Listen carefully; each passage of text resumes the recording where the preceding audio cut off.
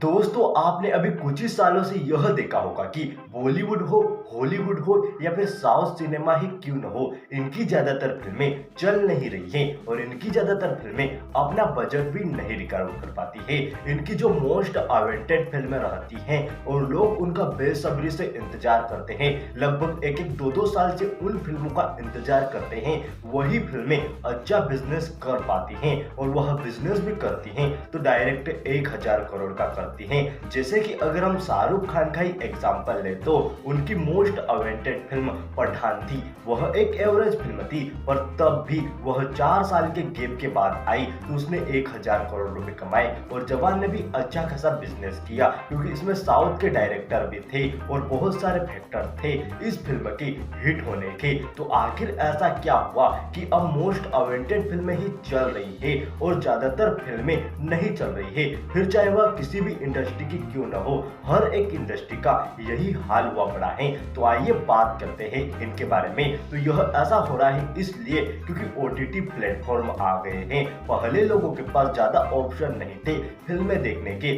अगर उन्हें फिल्में देखनी भी रहती थी और उन्हें फ्री में फिल्में देखनी रहती थी तो वह कम से कम 1 से 2 साल बाद टीवी पर आती थी और लोग इतना इंतजार नहीं कर पाते थे, इसीलिए वह डायरेक्ट थिएटर के अंदर जाकर ही फिल्में देख लेते थे। पर अब ओटीटी प्लेटफॉर्म आ चुका है और ओटीटी के अंदर जल्दी ही फिल्में आ जाती हैं। जैसे ही थिएटर से फिल्में निकलती हैं वैसे ही वह आपको ओटीटी पर देखने को मिल जाती हैं। तो लोग यह सोचते हैं कि एक फिल्म का टिकट लूंगा, पॉपकॉर्न खाऊंगा, इतने में तो मैं 4 से 5 ओटीटी प्लेटफॉर्म का सब्सक्रिप्शन ले लूंगा, वह भी 1 महीने के लिए। इसीलिए ज्यादातर फिल्म इंडस्ट्री डिस्ट्रॉय हो रही है। अगर हम इंडिया की ही बात करें तो पहले जब ओटीटी प्लेटफॉर्म इंडिया के अंदर आए थे तो फिल्म के प्रोड्यूसर का बहुत ज्यादा फायदा होने लग गया था क्योंकि वह ओटीटी प्लेटफॉर्म डायरेक्ट ही उनसे फिल्में खरीद लेते थे और ऐसी फिल्मों के उन्हें 100 करोड़ रुपए दिए जाते थे तो उनका डायरेक्ट ही फायदा हो जाता था। वह सैटेलाइट राइट्स भी बेच देते थे और भी राइट्स बेच देते थे और बहुत ज्यादा पैसे कमाते थे। पर फिर ओटीटी प्लेटफॉर्म में अपने प्लेटफॉर्म के अंदर बहुत ज्यादा कंटेंट भर लिया और फिर वह यह कहने लगे डायरेक्टर से कि आप पहले अपनी फिल्म को सिनेमा घर में रिलीज करो, उसके बाद उसकी कितनी ज्यादा हाइप है उसे देखकर ही हम इस फिल्म को अपने ओटीटी प्लेटफॉर्म के लिए खरीदेंगे। और ऐसा करके बहुत सारे प्रोड्यूसर का बहुत ज्यादा घाटा होने लगा क्योंकि वह तो डायरेक्ट अब ओटीटी प्लेटफॉर्म के लिए ही फिल्में बनाने लग गए थे। तो जब ओटीटी प्लेटफॉर्म के अंदर ऐसा रूप आया तो बहुत सारे प्रोडक्शन कंपनियों का और बहुत सारे प्रोड्यूसर्स का लॉस होने लगा क्योंकि वह तो डायरेक्ट ओटीटी के लिए ही फिल्में बनाने लग गए थे। उन्हें पता था कि अगर हमारी फिल्म थिएटर के अंदर नहीं चलेगी तो कम से कम ओटीटी तो उसे खरीद ही लेगा और उसका बजट तो आराम से रिकवर हो ही जाएगा। पर अब ओटीटी भी यह रूल ले आया था कि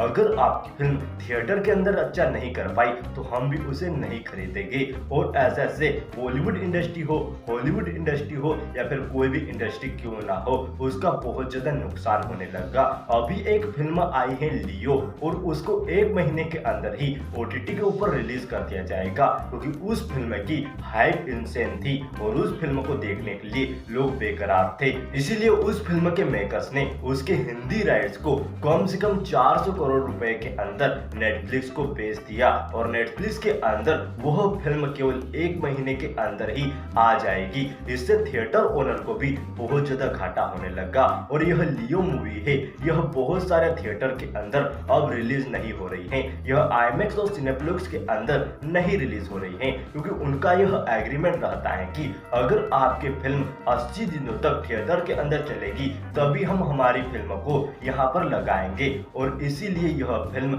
यहाँ पर नहीं चल रही है। और ऐसे करके यह ओटीटी प्लेटफॉर्म बहुत सारी फिल्मों को डिस्ट्रॉय कर रहे हैं। अगर आप अक्षय कुमार का ही एग्जांपल ले तो उनकी फिल्में पहले ओटीटी पर धड़ाधड़ बिक जाती थी पर जैसे ही उनकी फिल्में फ्लॉप होने लगी और ऑडियंस को वह बोरिंग होने लगी तो अब ओटीटी प्लेटफॉर्म ही उनकी फिल्में नहीं खरीद रहे हैं और वह एक हिट के लिए बहुत ही ज्यादा तरस रहे हैं। आपका क्या कहना है इन ओटीटी प्लेटफॉर्म के बारे में? कमेंट में जरूर बताइएगा।